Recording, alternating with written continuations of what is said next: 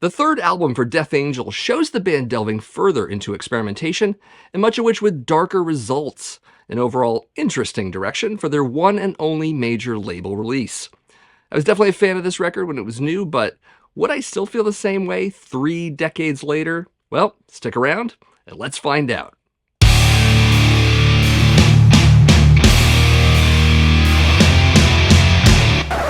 So my personal history with this album is that I bought it and the previous 2 records when they were all new. Really loved the thrash assault of the ultra-violence and had mixed opinions over the years on Frolic Through the Park. But Act 3 seemed to right the ship a bit for me while introducing some new elements into their sound that I remember also liking. So that's where I left off with it. However, at the time, this was assumed to be the final Death Angel album, given the accident with their drummer, the band getting kicked off Geffen Records, and their breakup in 1991. Everyone except the singer quickly formed another band called The Organization, which was a mix of metal, funk, and alt-rock, before that too dissolved 4 years later. So back in the 90s, Act 3 really did seem like the final act for Death Angel. Thankfully, it wasn't. And by the way, my vinyl copy of the album here is a gold-stamped promo copy I got when I was metal director at my old college's radio station. Likely the only record Geffen ever sent me for free. Pretty cool. So anyways, let's get to the track by track. Starting with side 1, track 1, we've got Seemingly Endless Time. So the album opens with ocean waves crashing onto shore, perhaps the shores of sin, for those who remember that track on Frolic. Anyways, the calm is quickly interrupted by a driving combo of a blistering riff and rapid drums, then shifting to a mid-pace crunch with Mark's wailing vocals, bringing in some groove and dark mood. Cool riff variations throughout, including the bookending of the rapid intro riff, and then abruptly ending. An all-around, excellent album opener. Moving on to track 2, we have Stop. So a few tempo shifts in the opening riff before double bass drums ease their way in and Mark's tonal variations enter, similar to what happened a lot on Frolic, and this track could have definitely fit on that second album from a stylistic standpoint. Some interesting vocal harmonizing in the choruses, as well as cool guitar flourishes right before the manic solo. The bridge is almost punky sounding, and not sure if it works entirely well within the track, but it's also easy to overlook. Anyways, more manic soloing over top rapid riff changes, then back to the chorus, some more rapid riffing, and then a dead stop, which one might expect from a song called Stop. Anyways, I'm digging this one. Moving on to track 3, we've got Veil of Deception. So here we've got an acoustic ballad very early in the album, but not the only one, as we get some more of this later on. Really digging the lyrics and some of the harmonizing, and more so with the backing vocals this time, not to mention the moody solo. I am wondering if this would have been more effective as a side A ending track rather than having it this soon. It does break the flow a bit, but still has a lot of heart to it. Not a bad song, but its placement is in question. It's only a little over 2.5 minutes, which gives it some saving grace though. So I like it, but don't love it. Still listenable though. Moving on to track 4, we have The Organization. So we're thrown back into the thrash riffing, which does remind me that this album lacks a whole lot of low end. I mean, there's bass guitar in there, but it's often buried, and I don't know, maybe that's a major label production choice, but so far it's kind of a noticeable thing for me. Anyway, some effective switchbacks from quick and mid-pace riffing, with a more rockin' and gang-vocaled chorus here. The chorus is catchy, and I really dig the falling jump to the speed riffing run, some crazy stop starts, and then into the noodly solo. Back to the chorus, interlaced with more soloing, and then one more time to the verse and chorus. Did I happen to mention that Death Angel likes to musically jump around a bunch? Yeah, they do it a bit on this record. Also, the layered whispers at the end are fun, but also bring Queensryche and Operation Mindcrime to, well, mind? So some nice blending of styles that work well, and the track overall maintains the heaviness we expect from this band. So, this one's a keeper.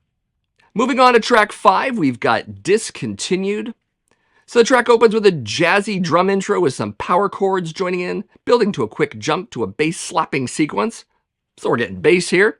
And some scattered and atonal riffing, then back into power chords, then thrashy stop-start riffing, then a whole lot of funk. Love Mark's vocals here, but the accompanying music largely feels like pandering to the funk metal trend of the period. If Veil of Deception broke the flow a little, then this track takes us way off course. much like a number of tracks on Frolic do.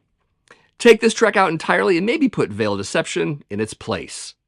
Flipping over to side 2 and track 6, we have A Room with a View. So side 2 begins with what is largely another acoustic ballad. Kind of strange to start the side with this, but I don't know. I've got some good things to say about the song regardless.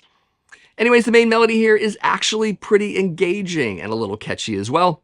Mark's voice sounds incredible on this track, and this was a music video song for the album, by the way. Excellent use of backing vocals, not to mention the acoustic soloing, both providing some atmosphere. And although it does take a while to get to the punchy and heavy bridge section, it is, in my opinion, worth the build-up. Very dramatic and very effective. Admittedly, I actually did sing along with this song while listening to it for the show, so yeah, it's really good. Though were it to be really fussy, it might have been better to keep the heaviness from the bridge and end the song that way, but the return to the main acoustic riff and slow soloing works too. Despite that minor preference, this is still a winner for me. Moving on to track 7, we've got Stagnant.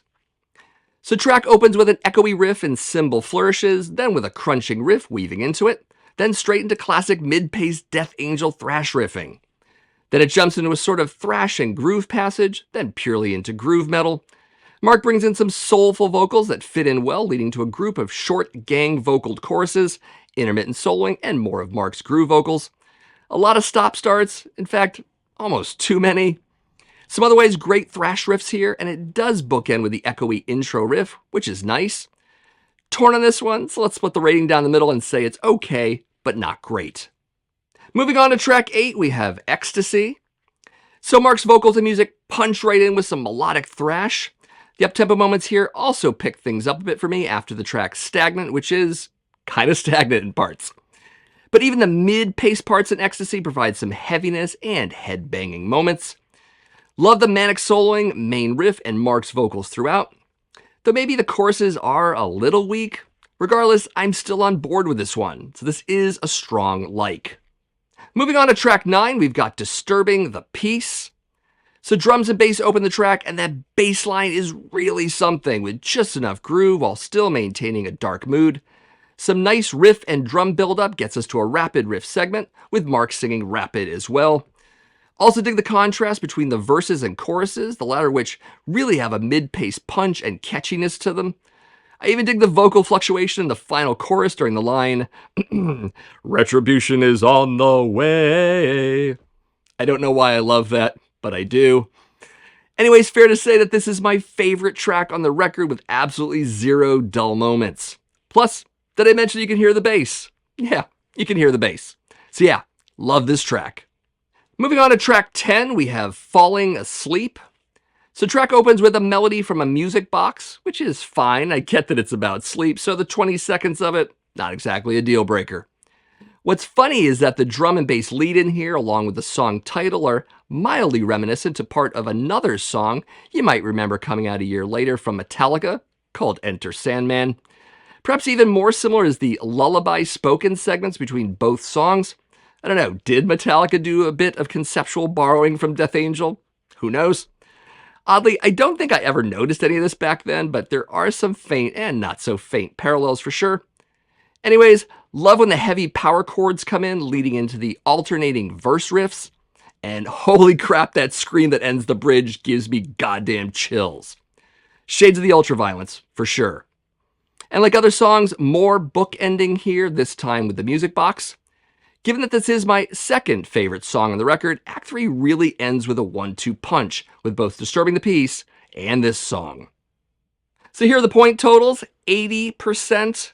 A number of interesting changes here from when I first heard this album. Don't remember disliking Discontinued back in 1990, so that's definitely different.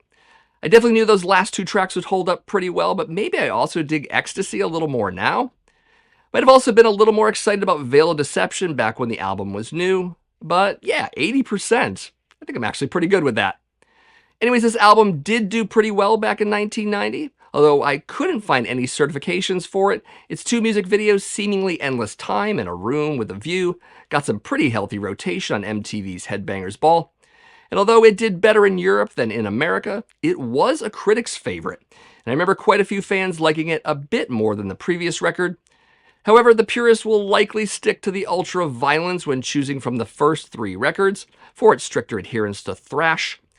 But I feel a case could still be made for Act 3. I mean, for me, it's definitely the sweet spot between the previous 2 albums, maybe similar in thinking behind Slayer's Seasons in the Abyss, which has a sweet spot setting between Rain and Blood and South of Heaven in many ways. Also from 1990, by the way, Seasons in the Abyss. Anyways, is this my favorite Death Angel album? It isn't, but it is a close second to the ultraviolence, of course. So how do you feel about Act 3? And if you liked it in the past, has your opinion changed over the years, for better or for worse? Let me know that and anything else that makes sense in the comments below. And of course, if you're just joining me here for the first time, my name is Matt.